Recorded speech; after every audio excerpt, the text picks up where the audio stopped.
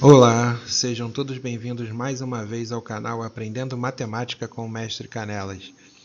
Hoje eu trago para vocês uma questão sobre função composta e função inversa. A questão aí foi proposta por um aluno e amigo, Lucas. Vou deixar aí o contato dele também na descrição aí do vídeo. Quem quiser, ele também trabalha com aulas particulares para quem quer se preparar aí de forma eficaz, tirar dúvidas para os concursos militares, ok? Mas antes de irmos para a solução aí do vídeo, não esqueçam aí de se inscrever no nosso canal, deixar seus comentários aí, curtir o nosso vídeo. Isso aí vai ajudar bastante o nosso canal a crescer e a eu continuar trazendo aí materiais relevantes aí para a sua preparação nos concursos. Então vamos lá. Vamos lá para a solução então da questão.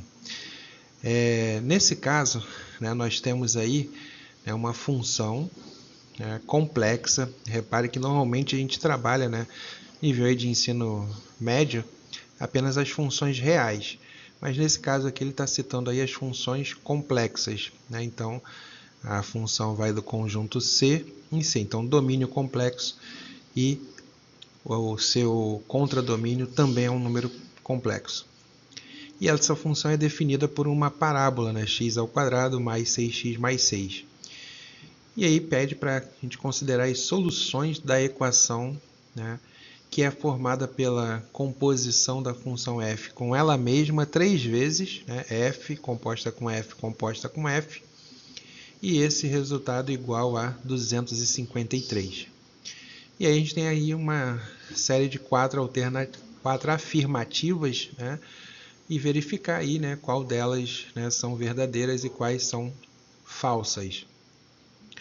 Beleza? Então vamos lá. Nesse tipo de questão aí, a gente pode trabalhar, tentar achar aí as soluções, Dá para a gente fazer isso. Não precisa nem de uma técnica muito difícil aí para chegar nas soluções. A gente vai mostrar aí como chegar nas soluções. E também já dá para de cara aí com a segunda afirmativa, que ele fala que a equação possui 2 soluções reais e 4 com a parte imaginária não nula, ou seja, totalizando um total de 6 raízes.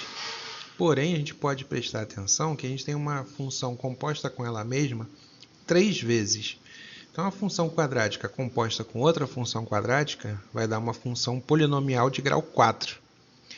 E ao compor essa, resultado de grau 4, com uma outra de grau 2, a gente vai obter uma de grau 8. E aí, no final, a gente vai ter uma equação de grau 8. E essa equação de grau 8, pelo teorema fundamental da álgebra, obrigatoriamente terá que ter 8 raízes complexas, contadas as suas multiplicidades. Então, essa afirmativa 2, a gente já pode de cara colocar ela como falsa, mas a gente vai trabalhar aí uma por uma, beleza? Então vamos lá. Primeiro passo, como é que a gente vai trabalhar então aqui? A gente tem as informações que a função é uma função complexa, ela é definida como uma função quadrática, e ela composta com ela mesma 3 vezes, dá 253, certo? Então aqui, a gente pode destacar um teorema importante que diz o quê? Que toda função composta com a sua função inversa vai ser sempre igual à função identidade. Isso é um teorema importantíssimo, certo? A gente pode usar aí esse teorema para ajudar a facilitar a resolução dessa questão. Então, por exemplo, f menos 1, a função inversa, composta com a função f é igual à função identidade, que é a função y igual a x, que a gente conhece aí como a bissetriz dos quadrantes ímpares, já que a inversa ela é simétrica à função f em relação a essa reta y igual a x, certo? Então, é uma particularidade aí da função inversa com a função f. E aí também foi dada, né, essa função complexa, então a gente vai trabalhar aí com a inversa dessa função, beleza? Só que assim, a gente vai trabalhar com a ideia de função inversa aqui, mas lembrando, né, que para ter a inversa, a função necessariamente precisa ser bijetora. Porém, como a gente está trabalhando com os números complexos, então eu não preciso restringir isso ao conjunto dos números reais, certo? Então eu posso trabalhar tanto com a parte positiva quanto com a parte negativa da função, certo? Porque quando não tiver soluções positivas, soluções reais, ela vai ter soluções complexas, certo? Então vamos lá. Tem aqui, né, a função y igual a x ao quadrado mais 6x mais 6. A gente completa as quadrados, né, somando 3 em ambos os membros da igualdade e troca x por y. E isola novamente, né, o y. Então, isolando o y, a gente vai ficar com essa função, né, a função inversa. Vai ser só desenvolver aqui, né, colocar aqui o trinômio quadrado perfeito na forma fatorada, passar para o outro lado extraindo a raiz, e depois o mais 3 que ficar aqui passa para o outro lado, menos 3. E aí a gente vai ficar com a função inversa, menos 3 mais ou menos, né, que pode ser tanto a positiva quanto a negativa, raiz de x mais 3. Beleza? Então vamos guardar essa informação aqui para a gente poder utilizar ela. Vamos lá então, como é que ficou? A gente tem a função composta com ela mesma 3 vezes, isso é igual a 253. E a função inversa, né, que nós encontramos ali, tem essas duas possibilidades, ela tem duas definições, né? Então uma com mais e a outra com o menos. E aí a gente vai usar agora aquele teorema, né, da função inversa, composta com a função f. Então a gente vai aplicar a função inversa em ambos os membros da igualdade. Então, aplicando a função inversa, né, nos dois membros da igualdade, a gente vai ficar com esse resultado aqui, ó. F é menos 1, composta com f, composta com f, composta com f, é igual a f menos 1 de 253. Por quê? Porque a função composta com a inversa, ou seja, essas duas primeiras aqui, ó, isso aqui vai nos fornecer quem? A função identidade. E quem vai ser a função identidade? O que tiver aqui dentro, certo? Então, ó, o que está aqui dentro, que é a minha identidade, é o f composta com f, vai ter que ser igual ao f menos 1 de 253. Substituindo, né, o 253 na função, a gente vai ficar com raiz de 256, vai dar 16, e aí 16 menos 3, 13, e menos 16 menos 3, menos 19. Então, f composta com f pode ser 13, ou f composta com f pode ser menos 19. O que a gente vai fazer então agora? A gente vai seguir aqui aplicando novamente essa função inversa. Então, aplicando novamente essa função inversa em ambos os membros da igualdade, a gente vai ficar com esse f é menos 1 com o f, vai dar a função identidade, que é o f de x. Então, o f de x agora vai ser a inversa no ponto 13, ou a f de x vai ser a inversa no ponto menos 19. Substituindo, né, 13 e 19, né, na função inversa, a gente vai ficar aqui, não é x mais 3 a função? Então, vai ficar 13 mais 3, 16, e o outro é menos 13, que vai dar, não, menos 19 mais 3, que vai dar menos 16, certo? Então, a gente vai ficar com f de x é mais ou menos 3, menos 3 mais ou menos raiz de 16, ou menos 3 mais ou menos raiz de menos 16. Abrindo essas duas opções aqui, a gente vai ficar com 4 equações agora. O f de x, que é a minha função quadrática, igual a 1, que é o primeiro resultado daqui, igual a menos 7, que é o segundo valor aqui, e menos 3 mais ou menos 4i, que são os resultados desse lado aqui, dessa outra possibilidade, ok? Então, a gente já tem aí, ó, 4 equações do segundo grau. Cada equação do segundo grau tem 2 raízes complexas. Então, aqui eu já tenho, ó, as 8 raízes. Vamos lá, então. Continuando, então, aqui, ó. O que vai acontecer com a primeira equação? A primeira equação é a equação normal aí, vai dar, né, menos 5. Aqui é tudo a equação do segundo grau. A gente pode resolver normalmente como equação do segundo grau. Aí você pode escolher, né, Bhaskara, pode escolher completar quadrados. Soma e produto é mais difícil para achar as complexas aí, mas também dá para resolver. Mas assim, você vai ficar tentando aí para achar essas soluções. Então o ideal é aplicar aí, né, Bhaskara ou completar quadrado, acho que ainda é o mais eficiente, certo? Completando o quadrado, né, resolvendo aí as equações, a gente vai encontrar as 8 raízes. Ó, a primeira, menos 5 menos 1. A segunda, menos 3, aí mais ou menos 2i. A quinta e sexta, menos 3 mais ou menos 1 mais i raiz de 2. E a sétima e oitava, menos 3 mais 1 menos i raiz de 2. Ok? Mais ou menos, né? Raiz de 2.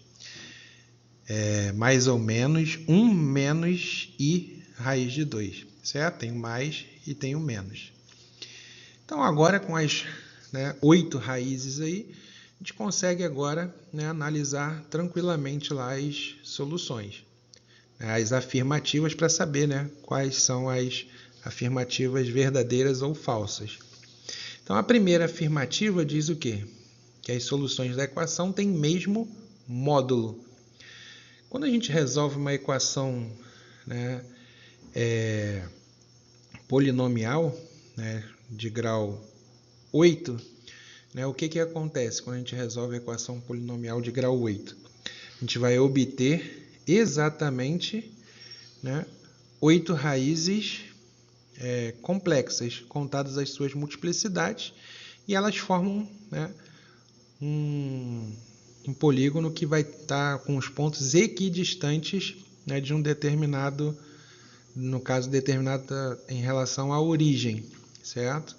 Mas nesse caso específico aí dessa questão, né, a gente está trabalhando, né, com soluções que envolvem substituição com coeficientes, ó. Essas duas aqui, ó, não tem coeficientes inteiros, elas têm coeficientes complexos, certo? Então, como elas têm coeficientes complexos, né, eu já não posso mais trabalhar com essa ideia de ser um polígono regular a partir da origem, certo? Que as raízes vão ser equidistantes da origem. Então, como é que a gente vai fazer para resolver isso? Esse caso aqui, né, a primeira afirmativa aí, né, já está só dizendo que elas têm mesmo módulo. De cara a gente pode ver, né, que as duas primeiras ali, menos 5 e menos 1, né, tem módulos diferentes. Né? Uma vai ter módulo 5 e a outra vai ter módulo 1. Né? E aí, né, tranquilamente a gente consegue verificar que elas têm módulos diferentes. Então a afirmativa é falsa. Aí agora o que acontece com a segunda? A gente já mencionou anteriormente, né, lá no início. A equação possui 2 soluções reais e exatamente 4 com parte imaginária. Mas na verdade não, né? A gente tem 2 reais e 6 complexas com a parte imaginária diferente de 0. Agora vamos lá para a questão 3, né? Afirmativa 3. As raízes da equação formam no plano complexo um octógono regular com centro na origem. Então, o que eu comecei a falar, né, na parte anterior, né? Centro na origem é se realmente a equação tivesse apenas coeficientes reais, mas nesse caso eu tenho coeficientes complexos. E aí o que acontece? Nessa questão aqui, essa afirmativa ela é falsa, não vai ser o centro na origem. A gente vai ter sim um octógono também regular, mas o centro dele vai ser em menos 3 e 0, porque a gente está trabalhando com as raízes, né, equidistantes a esse ponto, a partir dessa função inversa, porque a função inversa aqui, ó, raiz de x mais 3.